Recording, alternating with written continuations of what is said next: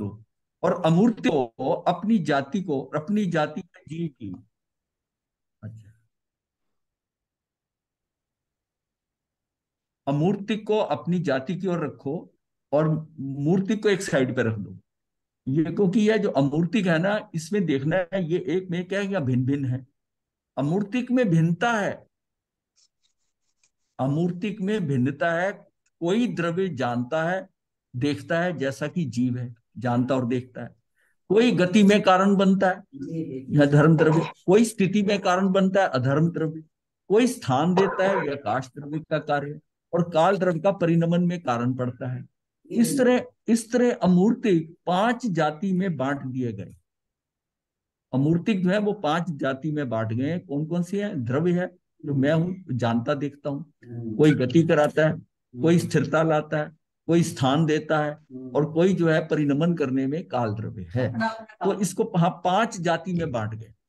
ये किसको बांटे? अमूर्तिक जो है। अब बात वहां अमूर्तिक को, हाँ हाँ हाँ, मूर्तिक अकेला पड़ गया। अब तो स्वभाव भेद नजर नहीं आता। कोई कहता है कि भव्य का जुदा स्वभाव है।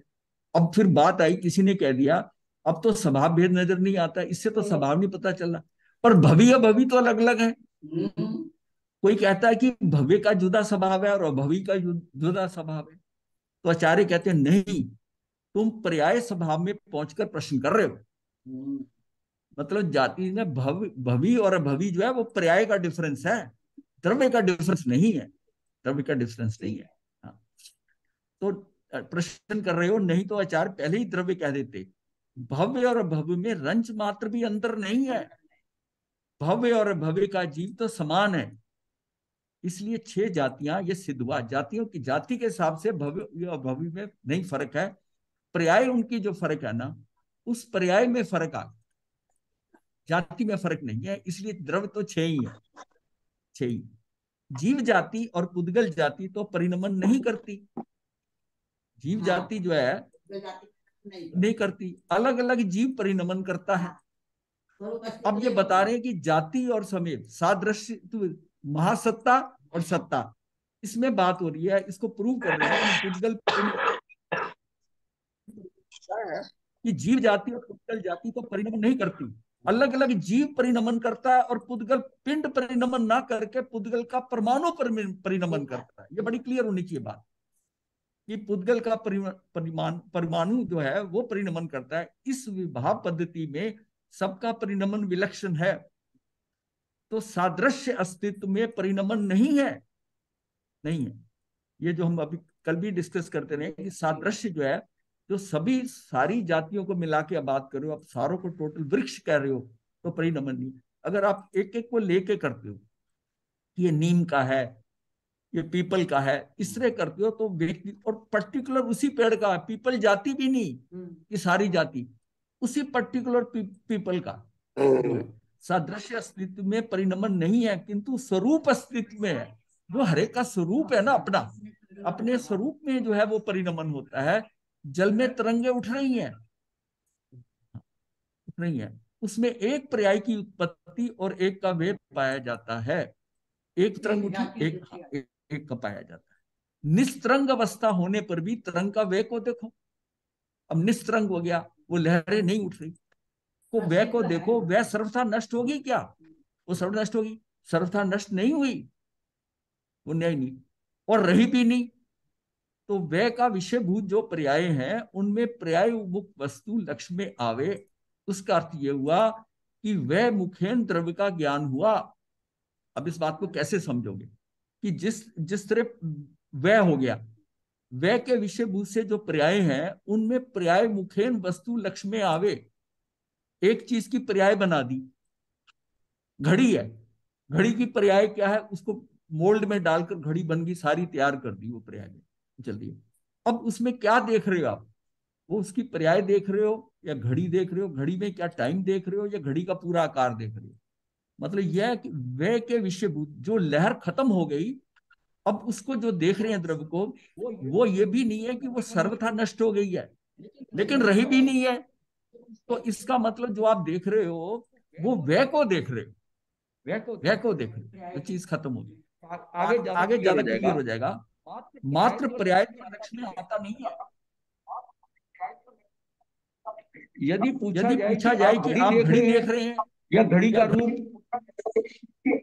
किसी का वो म्यूट नहीं किया हुआ ना। किसी किसी ने म्यूट किया हुआ देख लें। तो ये यदि एच पूछा आई जाए कि एच आप आई घड़ी देख जैन रहे हैं है। या रूप, तो क्या? हमारे साथ बहुत सारे लोगों ने अनम्यूट किया हुआ है अपने आप को। रूप मुखेन घड़ी देख रहे हैं। हम जो है ना घड़ी देख रहे हैं, रूप मुखेन घड़ी देख रहे हैं।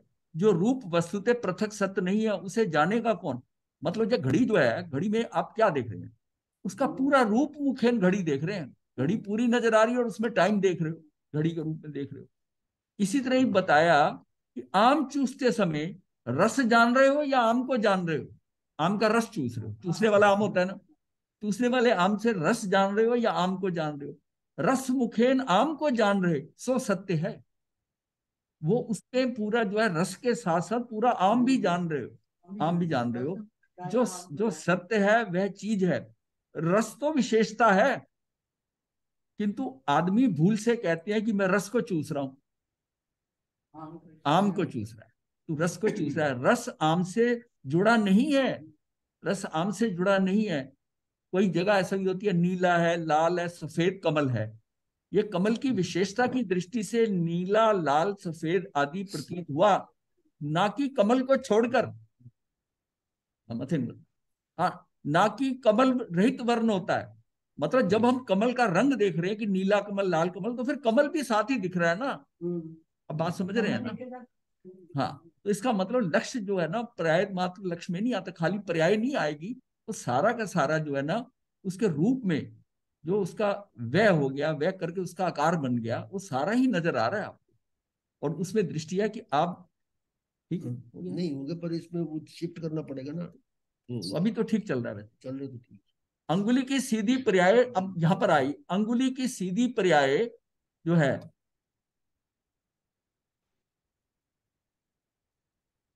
हाँ, अंगुली की सीधी पर्याय टेढ़ी उंगली करने से उसमें वह हो गई। मेरी उंगली सीधी थी, मैंने उंगली टेढ़ी कर दी, ऐसे कर दी, टेढ़ी कर दी। तो टेढ़ी उंगली करने से उसकी जो वह हो गई वो टेढ़ी रूप हो। अब सीधी उंगली थी, वो टेढ़ी कर दी, टेढ़ी हो गई। तो उत्पाद हो गया टेढ़ी का। अब टेढ़ी पर्याय का व्यय करा और उंगली को सीधी कर दी। ये टेढ़ी टेढ़ी पर्याय जो थी वो ऐसे सीधी हो गई। अब ये ध्रुवता हो गई ना। अब इसमें उत्पाद क्या हो रहा है? इसमें उत्पाद हो रहा है कि मैंने इसको ये टेढ़ा कर रहा हूं, टेढ़ा कर रहा हूं, और फिर इसको सीधा कर रहा हूं। उत्पाद और व्यय हो रहा है। और इसमें उंगली तो उंगली रही, तो वो उसकी ध्रुवता है। टेढ़ी पर्याय की निमग्नता, निगनता मतलब टेढ़ी पर्याय का मतलब नीचे की तरफ जाना। निमग्नता क्या होता है? जब लहरें आती है ना, जब लहर नीचे को जाती है तो उसको हम कहते हैं निमग्नता, नीचे को, जिसको हम इंग्लिश में कहते हैं ट्रफ। और जब वो ऊपर उठती है तो उसको कहते हैं, इंग्लिश में कहते हैं क्रस्ट। क्रस्ट एंड ट्रफ, नीचे जाना, ऊपर जाना। CREST, crust and trough. Trough जो है, हाँ, साइंस की बात है, मतलब ऊपर जाना और नीचे जाना। जैसे AC करंट होता है ना, उसमें हम किसी चीज को ऊपर जा रहा है, नीचे जा रहा है, तो ये शब्द आता है उन्मग्नता और निमग्नता। निमग्नता, ये शब्द बड़े इंपॉर्टेंट है। ऐसा भी है कि जब वो एक नदी ऐसी है, नदी के नाम है ना, उन्हीं से नाम है। निमग्न जला हाँ, उन्मग्न जला। हाँ, जो निमग्न जला है, वो नदी में पानी, कोई चीज गिरती है तो उसको नीचे ले जाती है। और उन्मग्नता क्या होती है कि उसको फेंकती है, बाहर को फेंक, उछाल देती है, उसको बाहर फेंक। तो इसका मतलब जैसे ये जो क्या होते हैं, जैसे टाइड होते हैं ना, ये इसी तरह जो लहरें ऊपर आ रही है कि अंदर को खींच रही हैं। तो ये बताया कि टेढ़ी पर्याय की निमग्नता सीधी पर्याय की उन्मग्नता रूप है। उसी चीज की ऊपर भी जा रही है, उंगली को टेढ़ी भी कर रहे हो, उंगली सीधी भी कर रहे हो, और उंगली तो उंगली रहेगी सीधी। तो इतना है, ये परिणमता, ये परिणमन है सारा। ये देखो ना, उत्पाद हो रहा है, व्यय हो रहा है, और फिर ध्रुवता भी रह रही है कि उंगली तो सीधी, उंगली तो उंगली है। तो ये उसकी उसकी पोजीशन चेंज हो रही है, जैसे चेंज हो रही है उसकी अवस्था बदल रही है। उस अवस्था को बदलने को कह दिया कि ये ऐसा, ये उत्पाद वे ध्रुवता को बड़ी अच्छी तरह समझना होगा। शाब्दिक नहीं, भावों से समझ लेना है कि ये सारा परिवर्तन कैसे हो रहा है। जैसे वो लहरें उठ रही हैं, अब समुद्र की लहर उठ गई, अब समुद्र शांत हो गया है। अगर शांत हो गया तो उसमें भी क्या देख रहे हो समुद्र में? तो बिल्कुल शांत नजर आ, वह ही देख रहे हो। वो जो उत्पाद व्यय है उसमें से निकल नहीं गया।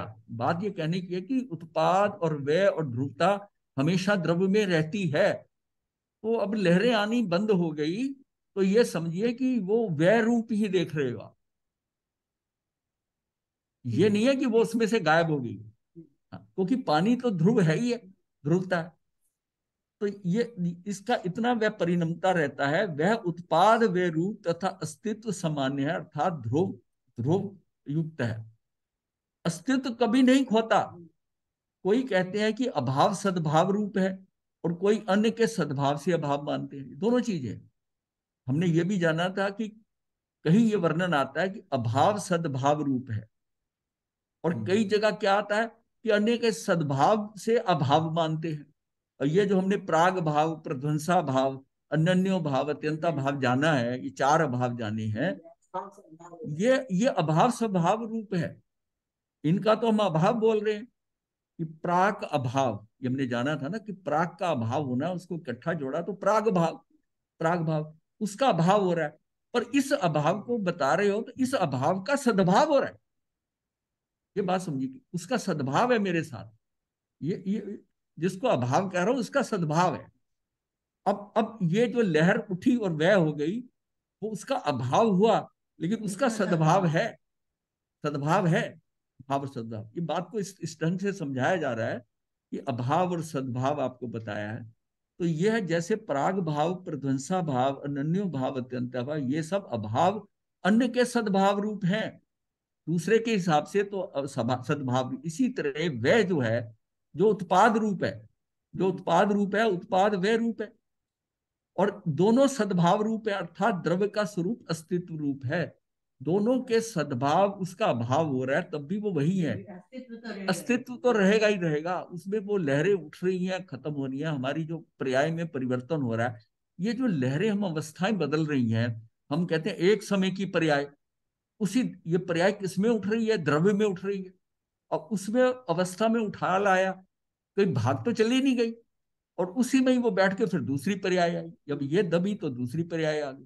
तो वो क्रमवार जो पर्याय उठ रही हैं उसी द्रव्य में हो रही है।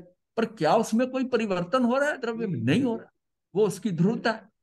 यही उसकी खूबी है कि ये इसका बनना बनना जो चीजों के अंदर हो रहा है, और उसकी ध्रुवता भी कायम रह रही है। ध्रुवता कायम रह रही है।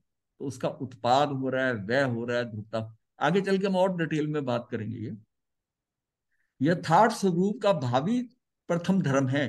अहिंसा, सत्य, अचौर्य, ब्रह्मचर्य और अपरिग्रह, भक्ति, व्रत, उपवास, मूर्ति अर्चना, तप, ध्यान, धृति, समाधि, सब जानते हैं। ये हमने कल डिस्कस कर लिया था। ये धृति के ऊपर काफी डिस्कस कर लिया था। किंतु जैन शासन में मुख्य बात क्या आती है कि इसमें द्रव्य का स्वरूप पदार्थ है। जैन धर्म की तात्विक पढ़ाई भी द्रव्य के स्वरूप से ही होती है। मतलब किसी चीज का उसका स्वरूप क्या है, उसका उस चीज का स्वरूप क्या है उसके अंदर। मेन क्या है? हाँ, मेन क्या है? जैसे हम आत्मा का कहते हैं ना कि ज्ञानी आत्मा, ज्ञान आत्मा ही ज्ञान है। अब स्वरूप की दृष्टि से ज्ञान और आत्मा अलग है।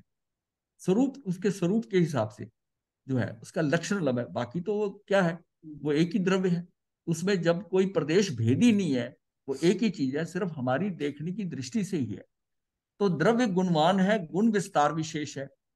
द्रव्य जो है ना गुणवान है, गुणों का ही द्रव्य है ना। अब गुण का विस्तार जो है वो विशेष है। अब उस गुणों का विस्तार हो रहा है। हम जितनी शक्तियों की बात कर रहे थे, सब गुणों की बात करें 47 की, वो सारे क्या है तो उसी ज्ञान के अंदर ही है। पर ये उनका विस्तार विशेष है। विस्तार विशेष है। एक साथ अनादि काल से अनंत काल तक रहते हैं। गुण कहीं इस बुराई से ना समझे कि जैसे कि लड्डुओं का घड़ा। अब जो गुण है ना, इस तरह मत समझे कि लड्डुओं का घड़ा, जैसे कहते हैं कि लड्डू लगा घड़ा लगा। लड्डुओं का घड़ा कहते हैं ना, घड़ा तो मिट्टी का है, लड्डू बेसन के है, जो चीज जिसमें उसको कह दिया हमने। लेकिन इस तरह मत समझे इसको कि जो शक्तियां हैं, इसमें गुण है द्रव्य के अंदर, वो ऐसे नहीं है। इसी तरह आत्मा में गुण रहते हैं, ये बात नहीं मतलब। किंतु घड़े में होने से कहा कि घड़ा अलग है, लड्डू अलग है। इसी तरह आत्मा में गुण रहते हैं, ये बात नहीं है। ये अलग अलग वैसा नहीं है जैसे घड़े के अंदर लड्डू हैं, ऐसे नहीं है हम्म, ये। ऐसे हम्म, ऐसे नहीं। ये उस आत्मा में गुण रहते हैं, ये बात नहीं है। वह स्वयं सतरूप है, उसमें कुछ रहता नहीं, आत्मा में गुण रहते नहीं है। वो गुणों के रूप ही है, उसमें कोई डिफरेंस नहीं है गुणों के अंदर। ये बात एक ही बहुत चीज अंदर समझ से, कि हम इसको दो तरफ से कह रहे हैं, पर चीज एक ही है, एक ही है। और आत्मा के जब दर्शन करने होंगे, तो गुणों के अंदर, जब हमने कहा ना ज्ञान गुण है, मेन राजा कौन है सब गुणों में? ज्ञान गुण है। तो ज्ञान गुण हमारा जो है वो खाली रहना चाहिए ना। मेरा ज्ञान गुण है, उसमें कुछ ज्ञान में अगर आ रहा है, तो मैं आत्मा को नहीं देख सकता।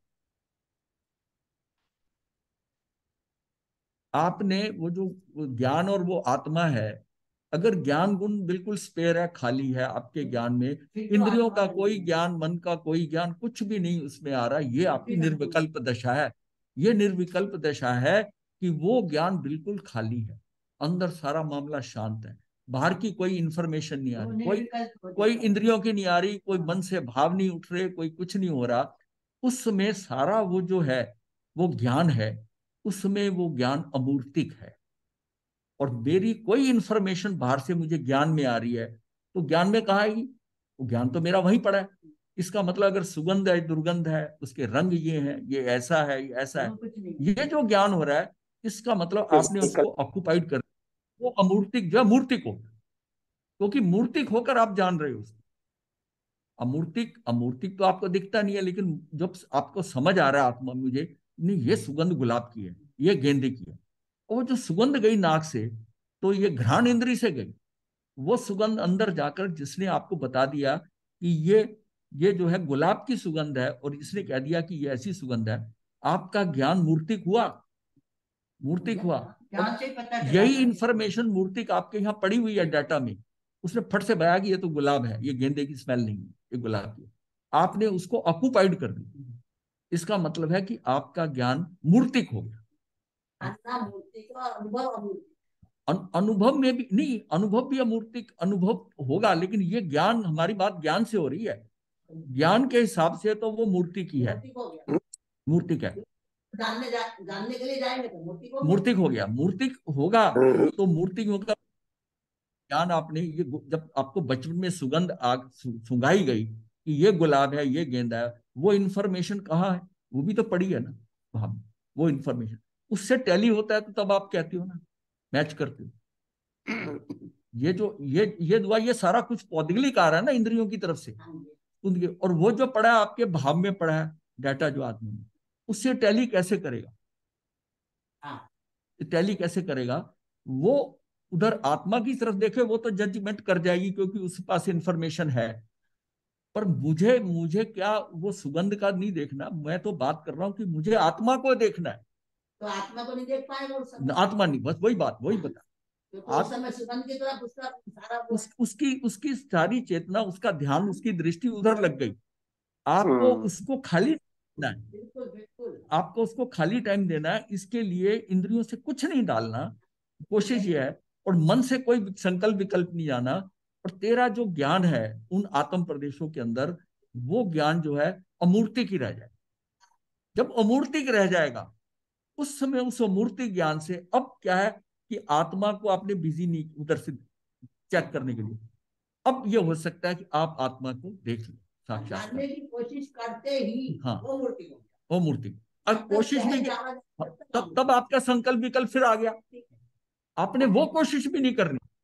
कोशिश वो भी नहीं करनी, वो भी नहीं करनी। सहज हो रहा है। आपने जो बाहर से इंफॉर्मेशन आ रही है इंद्रियों से, मन में विचारधाराएं चल रही हैं, ये ऐसा हो जाए, इस बार आज मेरा ध्यान अच्छा लग जाए, पिछली बार ध्यान साधने में मेरा ये हुआ था, सब मूर्तिक चल रहा है, सब मूर्तिक चल रहा है।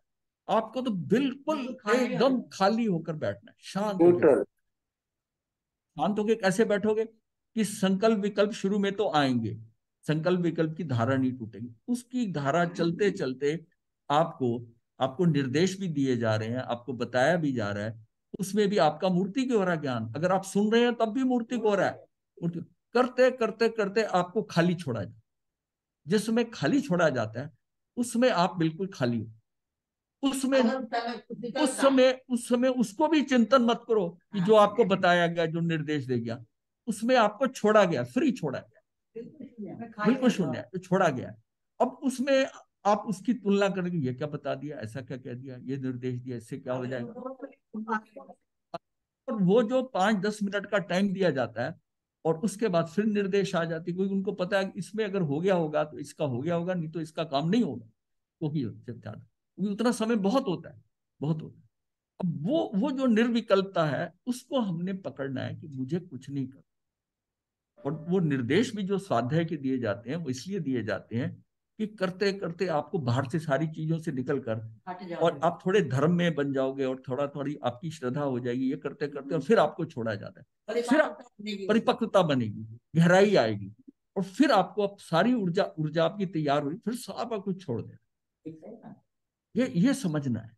ध्यान साधना कराते हुए ये चीज बड़ी गहराई से शुरू से बतानी चाहिए। की कमी होती है ना, तो क्या कहते हैं कि ये तो इस तरह से होना हाँ, गलत नहीं, है। हम कंपैरिजन कर देते, वहीं अटक जाते हैं कि ये क्या कह रहे हैं। तो हम कह रहे हैं ना कि भाई आचार्य जी जब ये कहते थे कि भाई कुछ पढ़ना पढ़ना जरूरत नहीं, कोई ज्ञान की जरूरत नहीं है इसके लिए, साधना के लिए, ध्यान के लिए, तो जो जिससे स्वाध्याय करता हो या वो करता हो, उसके मन में आ गया क्या कह रहे हैं। अब जैसे ये भाव आया, वो गया, वो गया, मतलब उसमें तो सारा खेल श्रद्धा श्रद्धा पे प्रहार हो गया, श्रद्धा पे प्रहार हो गया। आपके मन में अगर ध्यान साधना करते हुए ये भाव आ रहा है कि विपश्यना बहुत अच्छी है, इस ध्यान से, तब भी गए आप, क्योंकि आपने आपने उसको नकार दिया। उसमें तो आप सोचो कि बस इसी से काम हो जाना, अपना यही, और बड़े अंत खुला छोड़ना है, ये भी नहीं करना कि हो जाए मुझे, बस वो जो बता रहे हैं उसको सहज भाव में जी लो, उस प्रक्रिया को जो आप कर रहे हो ना। इसलिए मैं कह रहा हूं कि जो पहली बार ध्यान से करता है, ध्यान को करता है और बड़ा खुला होकर खाली होकर करता है, उसका तो काम हो जाता है। जिसने 20-20 ध्यान साधनाएं की है, देखिए, वो कहता है कि क्यों हर बार, वही तो मैं जानता हूँ, ये तो मैं करता हूँ, उसको ये सुना हुआ है, उसको वो लाइनें भी याद आती हैं निशा जी की, वितराग साधिका की, कि अब ये ऐसे कहेंगी, ऐसे कहेंगी। अब क्या है, उसका तो दिमाग चल रहा है, क्योंकि वो कई बार किया हुआ है, तो उसको वो उस पर बह रहा है, वो अपने आप को खाली नहीं छोड़ पा रहा। बात तो खाली छोड़ने की है। इसी बात को इसमें शब्दों में कैसे बताया है, ये अब ये बड़ी चीज है। हाँ, उसको बताया ऐसा जाएगा ना, कैसे बताया जाएगा, कोई आलम्बन देकर कुछ ऐसा करके आप वहां तक लाएंगे, तो नहीं तो आप अब बातें समझ ही नहीं आएंगी, नहीं तो बातें समझ ही नहीं आएंगी कि हम महाराज क्या बोल रहे हैं, क्या कर रहे हैं, ऊपर की ऊपर से जा रही है। मतलब हमने पकड़ना कैसे है कि मैंने मेरा सारा, मतलब आपको कुछ याद नहीं होना चाहिए, ये जो कराया गया कुछ नहीं, पर उसको अगर पकड़ लिया, ये पकड़ तब जाएगा जब तुम्हें उस चीज पे रस आ जाए, रस आ जाए। शुरुआत श्रद्धा से हो, श्रद्धा से हो, जिस श्रद्धा और भाव से आकर उसको अटेंड करते हो आप, या अपने घर पे ही साधना करते हो, पूरी श्रद्धा है इससे, इतना उसका भाव इतना श्रद्धा से होगा। ये क्या, ये खेल सारा क्या कि खेल दर्शन मोहनीय से होना है, वो श्रद्धा उसकी अटूट होनी चाहिए, अटूट होनी चाहिए श्रद्धा। और श्रद्धा से करते करते ये सारा जो है ना, और साक्षात उसका दर्शन मोहनी से, श्रद्धा से कार्य शुरुआत होगी, लेकिन आत्मा का साक्षात दर्शनावर्णीय कर्म से करेगा, देखेगा तो उससे ना, देखेगा दर्शनावर्णीय से। ज्ञान भी इन्वॉल्व हो रहा है, दर्शन भी इन्वॉल्व हो रहा है, और उसके साथ में दर्शन, शुरुआत दर्शन मोहनी से। इसके लिए मेरे अंदर पहले तो सबसे पहले अटूट श्रद्धा होनी चाहिए कि जो मैं कर रहा हूं इससे प्राप्ति हो सकती है, प्राप्ति हो सकती है, और बड़े अहोभाव से हो या ना हो, पर इससे होगा, इससे होगा। इसलिए मैं हमेशा ही कहता हूं कि आप ये मत सोचो मेरा सम्यक दर्शन हुआ कि नहीं हुआ, मेरा ये हुआ नहीं हुआ। आप ये सोचो कि इस साधना के करने से मेरे कर्म का बंद नहीं हुआ। उसमें जो आप कर रहे हो, अगर आपने करके आपको नहीं भी दिखाई दिया, तब भी आपकी कोशिश आत्मा में रहने की। कोई इंद्रिय ज्ञान के कारण ऊहापोह नहीं हो रहा, कोई कुछ नहीं हो रहा। इस तरह करते करते पूरे ध्यान के 48 मिनट या 1 घंटे में आपने 5, 7, 10 मिनट तक आपकी ऐसी अवस्थाएं बनी जब कोई विचारधारा नहीं थी, कार्य आपका नहीं हुआ, और उससे कितना लाभ हो गया, कितना लाभ। क्योंकि जब तक ये कर्म नहीं हटेंगे ना, अब कई बार सीमा क्या होती है कि जब वो बात है कि एक कोड़ा कोड़ी सागर पंप की सेज आनी, मान लिया आपकी 110 कोड़ा, मतलब एक कोड़ी सवा कोड़ा कोड़ी है, एक कोड़ा कोड़ी के बाद, तो उसका मतलब एक कोड़ा कोड़ी की बजाय थोड़ा ज्यादा है। आप ध्यान में बैठे, आपकी निर्जरा हुई, चाहे वो उसमें 10 मिनट की हुई, ऐसे 2 4 5 बार बैठे करते करते आप एक कोड़ा कोड़ी की लिमिट में अंदर आ गए, फिर अंत्य कोड़े में आ गए, और ऐसे आएंगे और ऑटोमेटिकली 5 लब्धियां मिल जाएंगी। इसलिए अभ्यास जरूरी है। जरूरी नहीं कि आपका पहले अटेम्प्ट में हो जाए, क्योंकि आपको नहीं पता कि कर्मों का स्टॉक कितना है। और शुरुआत इसकी जो है वो एक कोड़ा कोड़ी से होनी, सिवाय आयुष को छोड़कर बाकी सारे 7 के 7 कर्म एक कोड़ा कोड़ी की सीमा में आना, वहां से शुरुआत हो, वहां से शुरुआत हो, और फिर एक कोड़ा कोड़ी की बजाय एक कोड़ी में आना है, एक कोड़ी में आना है कार्य में, और वहां तक पहुंचना है। तो उसमें उस स्टेजेस में लब्धियों में 800 900 सागरपम ये कम करते होते होते स्टेज आएगी ना, हमें वो उस स्टॉप का नहीं पता है। पर इसका मतलब है कि मैं साधना ना करूं, साधना से ही मेरा जो आगे ऊपर का है एक कोड़ा कोड़ी से ऊपर का वो तो खत्म होगा ही होगा। इसका मतलब मुझे निरंतर अभ्यास जो है ना, निरंतरता करते करते उस सीमा में आना है कि मैं जो है एक कोड़ा कोड़ी पहले टच करूं, अंत कोड़ा कोड़ी की तरफ बढ़ूं, मेरे कर्मों का स्टॉक कम हो जाए, और वो ध्यान साधना से स्वाध्याय से होगा। तो आपको निरंतर स्वाध्याय और ध्यान करना है। उसमें कर्मों का जो है, कर्म तो आपके खत्म होंगे ही नहीं। भाई आपके पास एक कैपेसिटी शिवक्षम की तो है ही है ना, तो शिवक्षम से यहाँ तक पहुंचे हैं, शिवक्षम तो है ही है। लेकिन अभी स्पीड रेट कितना है वो शिव पता है? शिवक्षम की से ही हम यहाँ तक पहुंचे हैं, मनुष्य बन गए हैं। हमारे पास एक काम की, क्योंकि औदिक तो कर्म बांधता है, शिवक्षम से ही आए हैं। परिणामिक भाव कुछ कर नहीं करता, तीन ही भाव है। तब तक सम्यक दृष्टि में तीन ही भाव है, तो परिणामिक भाव तो कुछ कर्मों के हिसाब से चलता नहीं। वो तो जो आपका स्वरूप है, जैसा अस्तित्व है, उसके हिसाब से आपको दे दिया पैरामीटर, उसने उसने कर्मों के हिसाब से कुछ नहीं करना। वो तो आपके स्वभाव के गुण है, स्वभाव पे चल रहा है। ये जो है औदिक भाव आपको विभाव में ले जा रहा है, विधा में ले जा रहा है। अब कितना आप विभाव में जा रहे हो और कितना शिवक्षम कर रहे हो उसके अंदर, शिवक्षम के अंदर, शिवक्षम के अंदर है कि आपकी कुछ उसमें अनुभाव कम हो रहा है, स्थिति बंद है, कैसे क्या हो रहा है, तो अनुभाव के अंदर फर्क पड़ता है। और फिर उस कर्मों के अंदर अनुभाव खत्म होता शुरू हो जाता है। जिन कर्मों का अनुभाव कम होता है, क्योंकि स्थिति, आपको स्थिति जो बंद है ना, उसकी काल की मर्यादा कर्म के बंद की वो इतना विचलित नहीं करती, वो अगर लंबी, लेकिन जो जो उसके साथ अनुभाव है ना, वो अनुभाव जब वो कर्म हट रहा है, और जब बांधा था जो आपका उस टाइम स्थिति थी कषायों की, उसके अनुसार से वो सुखी या दुखी करेगा, और वहां हम विचलित होते, हमारी स्थिति वहां हिलती है। हमें अब शिवक्षम लब्धि के अंदर क्या होता है कि ये अनुभाव वाला स्थिति ये बंद हो जाती है। जिन कर्मों का सिर्फ प्रदेश उदय होता है और अनुभव वाले उदय नहीं होते, अनुभव कम है, तो वो हट जाते, दोनों दोनों प्रति प्रशस्त और अप्रशस्त दोनों की, दोनों स्थितियों के अंदर मेरे अनुभाव जो है, मतलब मैं चलित नहीं होऊंगा, मैं चलित नहीं होऊंगा। प्रदेश उदय तो हाँ प्रभाव कम हो जाता है, प्रदेश उदय तो रुक ही नहीं सकता, जितना समय बंधा है ना उसने तो फिजिकली उतने समय से हटना है। अनुभाव के ऊपर हो सकता है, हो सकता है कि मैं उससे उतना चलित ना हूं, विचलित ना हूं। मेरी आज की स्ट्रेंथ पे डिपेंड करता है कि मैं समझ गया ये दुख हो रहा है, मेरे ये दर्द हो रहा है, मैंने नहीं हिलना, मैंने नहीं करना, तो मैं चलित नहीं हो रहा। यही मैं ले लूं कि मैंने इससे मुझे सुख मिल रहा है तो मैंने उछलना नहीं, दुखी हो रहा है राग द्वेष नहीं करना, मैंने सहज भाव में रहना है। उस बदलती परिस्थितियों में आपके अंदर सहजता आ गई, सहजता। वो जब हम समझते हैं ना, तब हमें होता है कि मेरा उस पर कंट्रोल हो सकता है, मेरी अपनी स्थिति के कारण। और कंट्रोल इतना हो सकता है कि चाहे खोपड़ी जल रही हो, पूरी खिचड़ी की तरह पक रही हो, तुझे उसका दुख भी नहीं आता। डिपेंड करता है कि अंदर तू कितना सुख में है। और ये दोनों मिलेंगे नहीं, दोनों मिलेंगे नहीं, क्योंकि तू उस समय अमूर्तिक है, और मूर्तिक तुझे विचलित करेगा अगर तू शरीर के स्तर पर है, मूर्तिक है ही नहीं। और अगर तू मूर्तिक है तो फिर तुझे बचा नहीं सकता। लगता है कि ऐसा भी हो सकता है क्या, लेकिन हुआ है, बहुत हुआ है, अनेकों को हुआ है। ये इसको, ये अगर हम समझ जाते हैं ना ये बात, इसको पकड़ ले हम, शब्द कुछ भी ज्ञान ना हो जाए, इतनी सी बात समझ में आ जाए तो काम हो सकता, तो काम। शब्द सुना दो, शब्दों में कैसे दिया है तो। उसी तरह आत्मा में गुण रहते हैं, ये बात नहीं है, वह स्वयं सतरूप है। वस्तु में जो एक साथ रहे उन्हें विस्तार कहते हैं, और जो अमुक अमुक काल में रहे उसे आयत कहते हैं। मतलब उसमें लंबाई चौड़ाई है, वो है अभी इतना है, अभी इतना, वो चेंज हो रहा है, ताना मना। जैसे चौड़ाई एक पकड़ में आती है, चौड़ाई हमेशा आपको, जैसे फीता है ना, इंची टेप है, इंच टेप है, वो आपको एक एक चौड़ाई से नजर आ रहा है, पर यह कहो कि पूरी इंच टेप की लेंथ नजर आएगी, वो नहीं आएगी, वो नहीं आती, वो लेंथ नहीं आती। चौड़ाई नजर आती रहती है, लंबाई नजर नहीं आती। हाँ, चौड़ाई चौड़ाई नजर आएगी।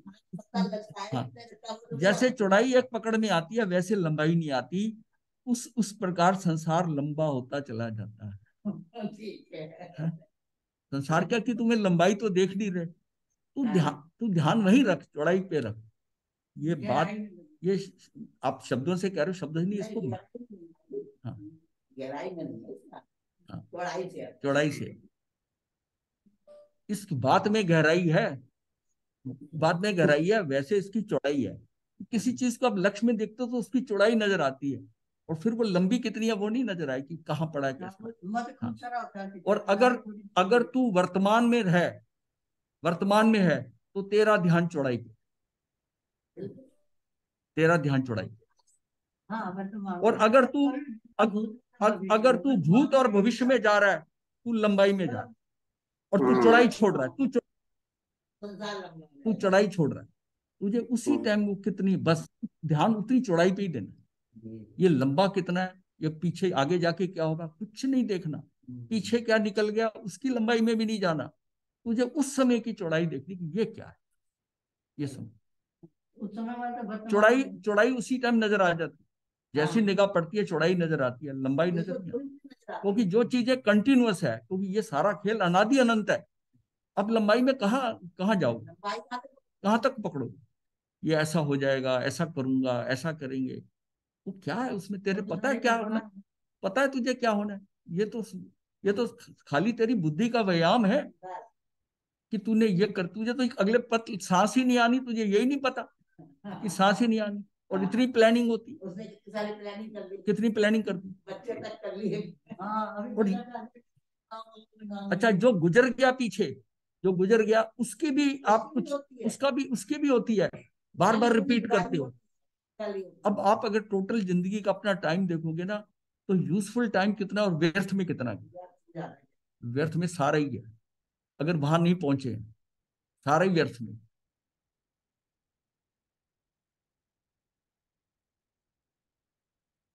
कोई समझे ना समझे, मैं अपना वेलफेयर बेनिफिट कुछ समझ।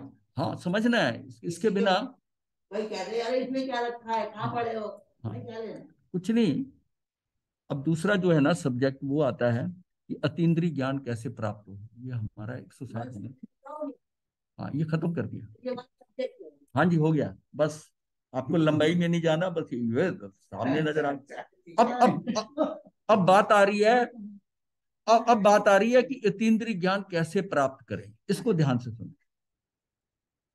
संसार से मुक्ति का मार्ग अतीन्द्रिय ज्ञान की प्राप्ति से प्रारंभ होता है। हमने जाना कि अतीन्द्रिय सुख उसी के होता है जिसको अतीन्द्रिय ज्ञान हो, और अतीन्द्रिय ज्ञान के लिए निर्विकल्प अवस्था की आवश्यकता होती है। ये शुरू में समराइज किया है, तो क्योंकि निर्विकल्पता की स्थिति में ही अमूर्ति ज्ञान उपलब्ध हो सकता है, अर्थात मनुष्य को संकल्प विकल्पों से हटना हो, और इसके लिए आंतरिक स्थिरता कैसे लाई जा सके, उसके लिए सर्व इंद्रियों के ज्ञान का गोपन करना होगा, ये जो अभी हमने सारी बात की है। और इसके लिए मन की चंचलताओं पर नियंत्रण आवश्यक है। मन का ठहराव इंद्रियों के गोपन करने से अधिक कठिन है। मन का ठहराव करना जो है ना, इंद्रियों के गोपन करने से अधिक कठिन है। अच्छा, इसका मतलब मन की चंचलता रोकने के लिए मनुष्य अपनी संकल्प शक्ति से इस दिशा में बढ़ सकता है, इसके लिए उसे अपनी क्षमता पर विश्वास स्थापित करना हो। अब स्टेप बाय स्टेप चलेंगे कि उसके लिए उसे अपनी क्षमता पर विश्वास स्थापित करना होगा, जिसके लिए उसे लक्ष्य पाने की तीव्र अभिलाषा अर्थात ऐसी प्यास अंतःकरण में जागृत करनी होगी कि उद्देश्य कैसे साध्य तक लाए जाए। ये प्यास है कि जो ऐसी प्यास की अंतःकरण में जागृत करनी होगी कि उद्देश्य कैसे साध्य तक, तो साधनों को पकड़ते हुए जो साध्य तक पहुंचना है वो वहां तक कैसे पहुंचेंगे साध्य तक। उद्देश्य के प्रति उत्साह, श्रद्धा, लक्ष्य प्राप्ति का रस उत्पन्न होने से पुरुषार्थ को दिशा मिल जाती है। ये इंपॉर्टेंट है बहुत इम्पोर्टेंट पैराग्राफ है। उद्देश्य, हाँ लीला वाला और ये, हाँ, उद्देश्य के प्रति उत्साह, श्रद्धा और लक्ष्य प्राप्ति का रस उत्पन्न होने से पुरुषार्थ को दिशा मिल जाती है। प्रकरण के प्रति श्रद्धा बढ़ने लगती है। प्रक्रिया जो कर रही है ना उसके प्रति, प्रकरण जो है, जो केस चल रहा है, उसके प्रति श्रद्धा बढ़ने लगती है। वाह, ये ऐसा हो सकता है। परिणाम के प्रति रस उत्पन्न हो जाए तो क्षमता सुदृढ़ होने लगती है। लक्ष्य के प्रति प्रयास बढ़ने लगते हैं। प्यास के साथ ना प्रयास बढ़ जाता है। प्यास के साथ जो है ना प्रयास बढ़ने लगते हैं। मन को बिना इच्छा के यदि कोई चाहे कि उसे किसी कार्य में लगा दिया जाए तो यह संभव नहीं है। अगर आपकी ये प्रयास, मन को, मन की बिना इच्छा के आपका मन नहीं, और यदि कोई चाहे कि उसे किसी कार्य में लगा दिया जाए तो यह संभव नहीं है। किसी को लगा सकते हो? नहीं लगा सकते। मन ही नहीं कर रहा, बेमना भी बैठा रहेगा, जो मर्जी करता रहे मन के अंदर, क्योंकि ये जो है ना उसका उसका उस उद्देश्य के प्रति जो उद्देश्य है कि मैंने मुक्ति पानी है, या मैंने ये प्राप्त करना है, या इस बात को मैंने जानना है, इसको मैं प्राप्त करके ही रहूंगा, तो ये उद्देश्य के प्रति उत्साह, श्रद्धा और लक्ष्य प्राप्ति का रस उत्पन्न हो, तो पुरुषार्थ को दिशा मिल जाती है। पर आपको ये तीनों चीजें, उत्साह भी हो गया, श्रद्धा भी होगी, लक्ष्य भी प्राप्ति का रस पैदा हो गया, तो ये कहती है ना कि शक्कर खोरे को शक्कर मिल ही जाती है। आपको पहले उस शक्कर के बारे में अंदर से वो उसको पाने की अंदर इच्छा तो हो जाए। इच्छा तो हो जाए, क्या पाने की इच्छा है, क्या मुक्ति पाने की इच्छा है, या इसको यहां तक पहुंचने की इच्छा है। कितनी पुष्ट हो गई इच्छा कि सम्यक दर्शन हो जाए या मेरी मुक्ति का मार्ग प्रशस्त हो जाए। उसके लिए कैसे होगा? उसके लिए मेरी प्यास बढ़ जाए और उसके लिए प्रयास करना पड़े, और फिर जो है उत्साह बढ़ जाए और कार्य में लगा जाए, और मन मन मन भी पूरी तरह साथ में लग जाए। मन जुड़ जाए कि भाई तूने तो करना ही करना है। ये तो मतलब ये मन में भाव आ जाए कि इस जन्म में तुझे खाली नहीं जाने देना, इस जन्म में तो ये तो प्राप्त करके ही जाना। सिरे तक नहीं पहुंचा तो किनारे तक, पर ये नहीं होगा कि ये मनुष्य भाव मिला है, इतना अच्छा मिला और ये खाली चला जाए। इसके लिए अपने आप को पूरा, अब जैसे आप कहते ना ये भी प्राप्त करूं, ये वो लक्ष्य बनाए हुए हैं, ये लक्ष्य सबसे इंपॉर्टेंट है। क्या ये प्रायोरिटी में ऊपर आ गया, या इसकी प्राथमिकता के ऊपर आ गया कि वो सब मिले ना, धन मिले ना मिले, ये हो ना हो, पर ये मैं करके जाऊंगा, ये मेरा आगे क्या है। बाकी सारे तो नॉन परफॉर्मिंग एसेट्स हैं। नॉन परफॉर्मिंग मतलब यही के यही रह जाने हैं, आपको थोड़े समय की संतुष्टि देंगे। ये जो परफॉर्मिंग एसेट जो है, जो आपको लाभ देगा आगे जाके, जो आगे जाकेगा, ये कंपैरिजन करना पड़ेगा कि मुझे 6 मास का राज योग जो है, ये राज्य भोग मिला है, और इसके बाद जंगल में जो जाना है, तेरा ध्यान जंगल की उस प्रॉब्लम को, उसको हल करने पे जा रहा है कि राजभोग करने को जा रहा है। इसमें प्राथमिकता किसकी है? एक तो आता है जैसे जनरली क्या होता है, दृष्टि क्या होती है कि भाई अभी तो हाथ में आई छोड़कर उड़ती पकड़ रहे हो। लोग ये बोलते हैं कि भाई अभी तो सब कुछ मिला है, इसको खा पी लो, मौज कर लो। अब वो अगर ये बात है तो 6 महीने का राजपाट का सुख भोग लो, और फिर उसके बाद की देखी जाएगी। देखी जाएगी तो विनाश विनाश है। ज्यादातर एटीट्यूड यही है, ज्यादातर एटीट्यूड यही है। और अगर हम सोचे कि नहीं, हमको तो कुछ करके जाना है, और ऐसा करके जाना है जो हमारा रास्ते में भी काम आए और आगे भी काम आए, हमारा आगे की दिशा जो है ऐसी हो जाए, ये मौका मेरे पास अब है, फिर पता नहीं मिले ना मिले। जंगल सुधारने का समय तो अभी है, फिर जंगल में चले गए तो पछताना ही पड़ेगा और दुख भोगना पड़ेगा। ये बड़ी सिंपल सी एग्जांपल है, बड़ा कन्वे करती है मीनिंग। हाँ, मीनिंग कन्वे करती है ये जो। तो अब क्या है, अब इसको उदाहरण कैसे लेते हैं? उदाहरण तय, मधुमक्खी को जब रस मिलेगा तो वो फूलों पर मंडराएगी? अब उसको पता हो कि इसमें फूल नहीं है, रस नहीं है, तो नहीं नहीं मंडराएगी। यदि रस नहीं मिलेगा तो वह आई नहीं, नहीं आएगी, उसके ऊपर आएगी नहीं। देखा गया कि मधुमक्खी पहले फूलों पर ऊपर ऊपर उड़ती है, गुनगुनाती है, उस पर गुनगुनाती है, यानी भिन्ना भिन्न आवाज आती है, गुनगुनाती है, रस खोजती है, फिर किसी फूल पर रस ग्रहण करने के लिए जुट जाती है। और जब रस मिलने लगता है तो बिल्कुल मौन, जब रस मिलने लगता है तो बिल्कुल मौन, शांत, ऐसा लगता है कि फूल पर लीन विलीन होती जा रही है, पूर्णतः निष्पंद निश्चेष्ट। मतलब उसको पता है कि माल हाथ लग गया। हाँ बिल्कुल, मतलब अगर मतलब जब रस मिलने लगता है तो बिल्कुल मौन, अब भिन्नाएगी नहीं, कुछ नहीं करेगी, शांत, ऐसा लगता है कि फूल पर लीन विलीन होती जा रही है, पूर्णतः निष्पंद निश्चेष्ट। फिर उसको उसको कुछ करने की, कहने की जरूरत नहीं है, या उसको भाव करने की, रस आ रहा। अब रस आ रहा है जब, तो फिर कैसे छोड़ेगी? बात तो रस आने की है, रस आनी। और एक बार रस आ गया तो फिर किसी को कहने की जरूरत नहीं, किसी को कहने की जरूरत नहीं। हमारा मन भी मधुमक्खी की तरह है, प्रारंभ में ऊपर ऊपर की, मतलब ऊपर ऊपर ही मंडराता है, ऊपर ऊपर ही होना चाहिए, मंडराता रहेगा, अर्थात भटकता रहेगा। हाँ, हाँ, और गुनगुनाहट बंद हो जाएगी और भीतर लीन होता चला जाएगा, एक रस। हाँ, हाँ, अच्छा, हाँ, किंतु जब रस मिलेगा तब उसकी सब गुनगुनाहट जो है बंद हो जाएगी, भीतर लीन होता चला जाएगा, एक रस एक रूप हो, आत्मा में लीन हो, आत्मा बन जाएगा, आत्मा बन जाएगा। समस्त विकल्प समाप्त हो जाएंगे। साधक कभी कभी विकल्पों से लड़ने का प्रयत्न करते हुए कभी कभी उनमें अधिक उलझ जाता है। अब कई बार ना वो लड़ाई कर लेता है विकल्पों से, अपने आप हटने की बजाय ना विकल्पों से लड़ाई कर लेता है। तू मुझे डिस्टर्ब मत कर, तुम ये करो, ये शोर क्यों मचा रहा है, ऐसा कर रहा है, वो विकल्पों से लड़ाई होती है। इसने कर दिया, मेरा ध्यान टूट गया, ऐसा कर दिया, शोर मत मचाओ, ये करो।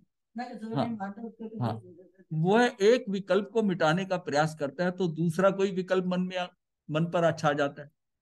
विकल्प जो होते हैं ना, एक को हटाता है, जबरदस्ती अगर हटाएगा, उसको खींच के हटाएगा, तो वो दोबारा स्प्रिंग की तरह उछल के आएगा। अच्छा जी। इस तरह संघर्ष में विजयी बनने के स्थान पर पराजित हो जाता है, संघर्ष करता है उनसे, संघर्ष में विजयी बनने के स्थान पर पराजित हो जाता है और परिणाम निराश हो जाता है। उसे साधना नीरस प्रतीत होने लगती है, मन को बलपूर्वक कभी वश में नहीं किया जा सकता, अर्थात विकल्पों का असंभव सा लगता है। अगर विकल्प आ रहे, मन को बलपूर्वक नहीं कर सकते, मन को तो एक अलग देना। पूरी कहानी होता है, कहानी कहाँ बन जाती है, विकल्प की विकल्प आते जो विकल्प आते हैं ना, उस विकल्प मन को बलपूर्वक कभी वश में नहीं किया जा सकता, बहुत टेढ़ा है मन जो है, और विकल्पों का अंत असंभव हो जाता है। कई बार आप सोचते हैं कि ये विचार ऐसा लगा, आपको दुखी हुए, ये मुझे विचार ही ना है, मैंने इस बारे में सोचना ही नहीं, और थोड़ी देर बाद फिर वही उसी विचार पे हुआ, फिर आपको तंग करता है कि उसने ऐसे कैसे कह दिया मुझे, फिर कह चलो क्या लेना देना, आपने कह दिया तो कह दिया, फिर घूमता रहता है ये चक्र। ये जो है ना चक्रवात, ये घूमता है, ये अंदर है, ये अंदर घूमता है।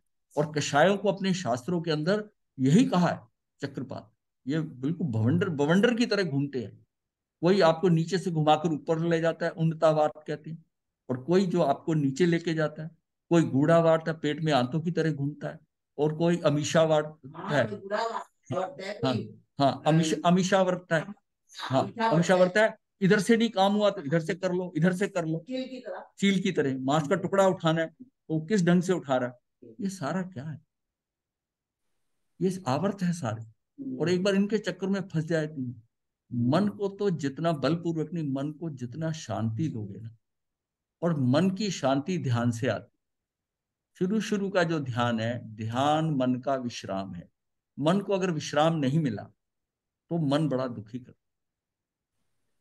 सोना जो है, जो रात को निंद्रा लेनी है, नींद आना है, ये इंद्रियों का विश्राम है, इसमें मन को विश्राम नहीं मिलता। ध्यान मन का विश्राम,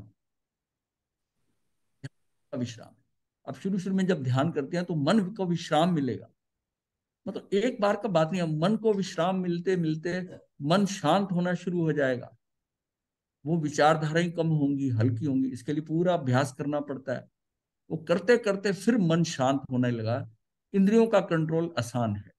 वो जो है मन शांत हो गया तो उस पर भी प्रभाव कम हो जाएगा, उधर भागेगी नहीं, क्योंकि इंद्रियां की दौड़ है, क्योंकि ये पौद्गलिक है, ये जिस काम के लिए बनी है उधर की तरफ दौड़ती है।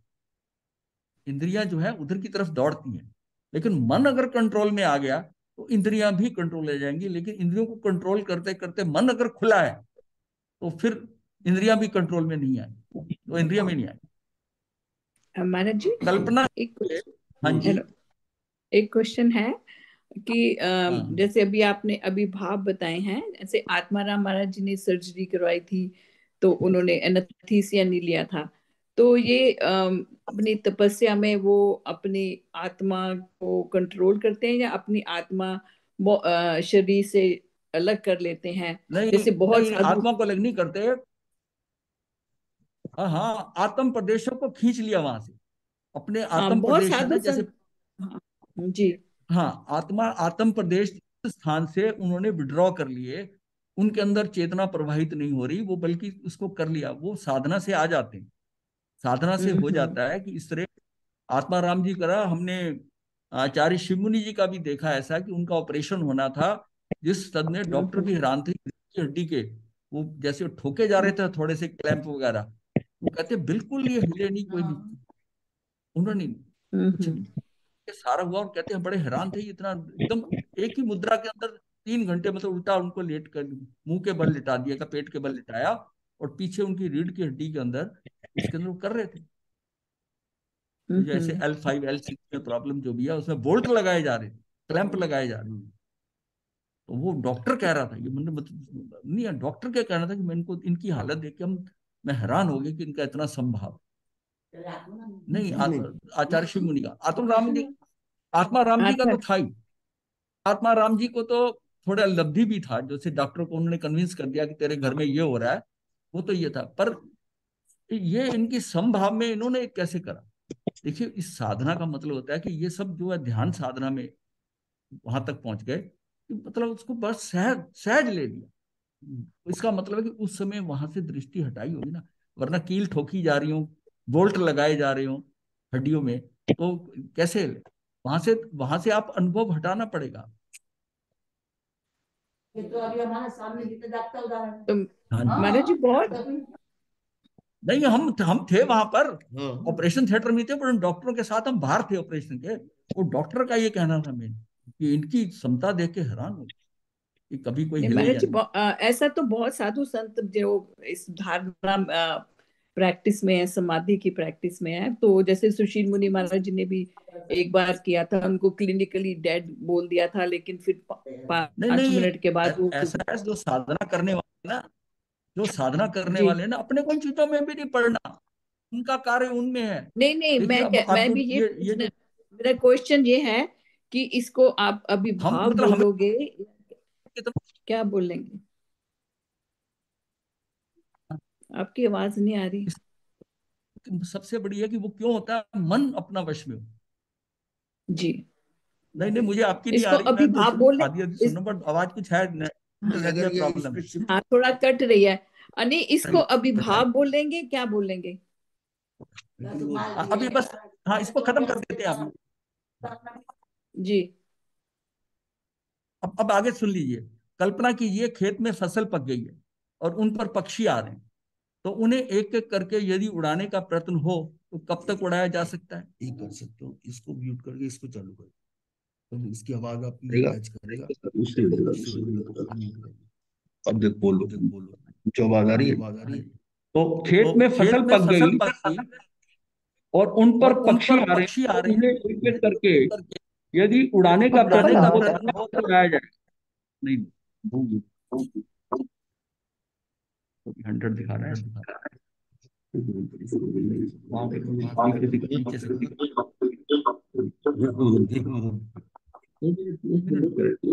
अब देखो, अब बोलो। अब ये मेरी आवाज को सुन के महाराज जी लोगों ने ना म्यूट नहीं कर रखा है आज। नहीं आता। नहीं, म्यूट है सारे के सारे, सारे म्यूट है।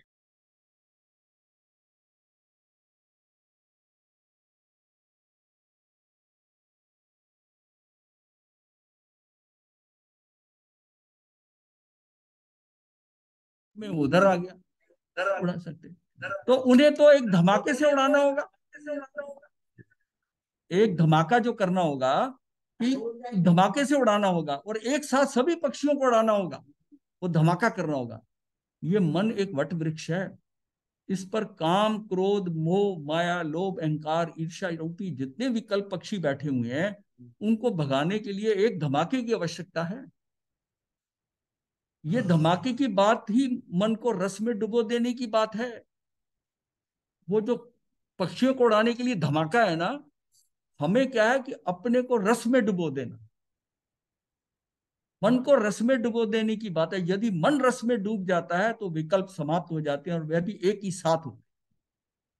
इसका मतलब इतना गहरा रस आ जाए उस साधना में, आनंद आ जाए। तो जब तक रस नहीं आता, रस स्वाध्याय में भी ऐसा है, अगर आपको स्वाध्याय करते समझ नहीं आ रहा, एक दिन किया, 2 दिन किया, आपसे छूटेगा, क्योंकि मन आपको समझ नहीं आ रहा। और उसमें आपको समझ आने लगा, कुछ अंदर समझ, गहन बातें समझ आने लगी, आनंद आने लगा कि नहीं बहुत अच्छा लग रहा है, ये समझ में आ रहा है, तो वो आगे बढ़ जाए, वो आगे बढ़े। तो बात खेल क्या हुआ, सारा मन का रस हुआ। क्या हमारा मन करता है ऐसा?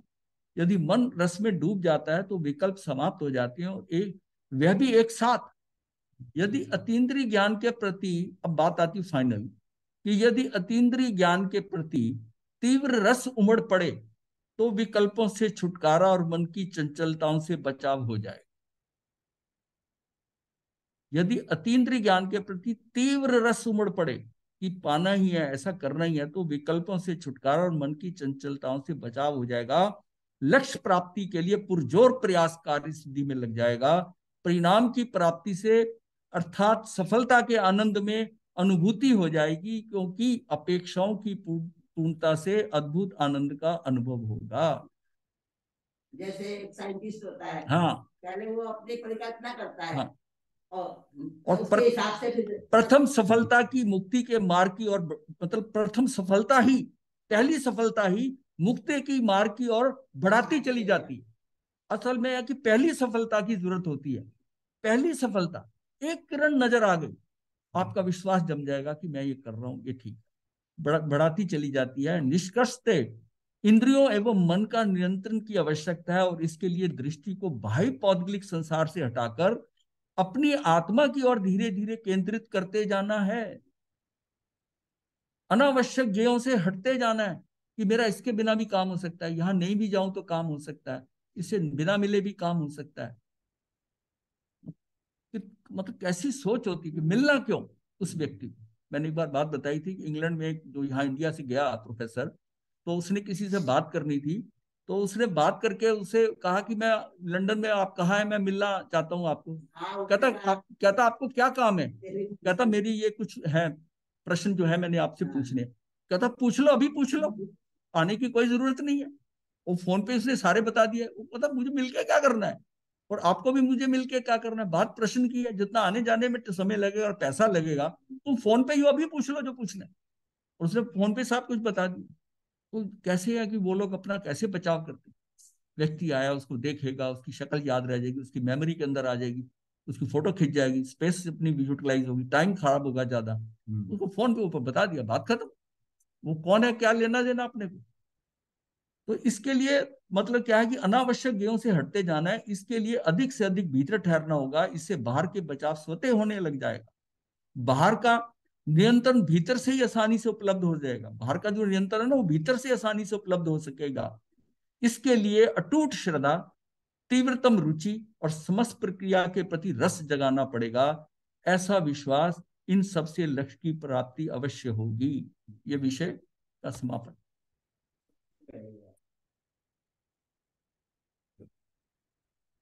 ये 21 को शुरू हुए थे, 26 पे। ऐसी मेरी सरगना उतना तो है, प्रार्थना करूं तो फिर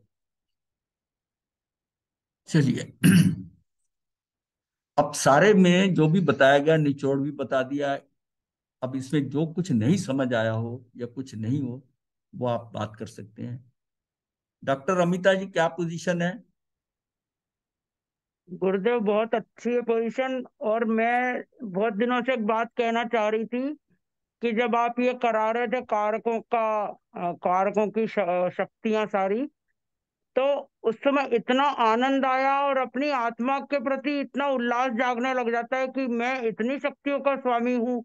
ऐसे अंदर अपनी महिमा पता लगती है और ध्यान में और ज्यादा अच्छा एकाग्रता आती है उससे। हाँ, बढ़िया, बहुत बढ़िया, बहुत बढ़िया, बहुत बढ़िया। चलिए, सुखदेव जी। हाँ जी। नमो सिद्धानम नमो आर्यनम नमो वज्रायनम नमो लोहे सब साहुनम एसो पंच नासनो मंगलान संग्रहण परमं भवन मंगलम चतारि मंगलम अरिहंता मंगलम सिद्धा मंगलम साहु मंगलम केवली पनतो धम्मो मंगलम चतारि लोकोत्तमा अरिहंता लोकोत्तमा सिद्धा लोकोत्तमा साहु लोकोत्तमा केवली पनतो धम्मो लोकोत्तमा हरि शरणं प्रवज्जामि हरिहन्ते शरणं प्रवज्जामि सिद्धे शरणं प्रवज्जामि साहु शरणं प्रवज्जामि केवले पुनर्तम धम्मं शरणं प्रवज्जामि हरिहंता जी का शरणं सिद्धा जी का शरणं साधुओं का शरणं केवले कृपया जय धर्म का शरणं चार शरण सुख करने मंगल करने सदा है मंगल सदाई मंगल सदाई।